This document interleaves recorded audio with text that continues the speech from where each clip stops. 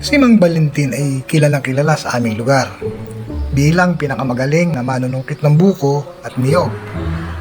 Sa kabila ng kanyang katandaan, matikas pa din ang pangangatawan niya. Yun nga lang, medyo may kahinaan na ang kanyang pandinig. At iyon ay pilit na itinatanggi niya at ayaw niya ipaalam.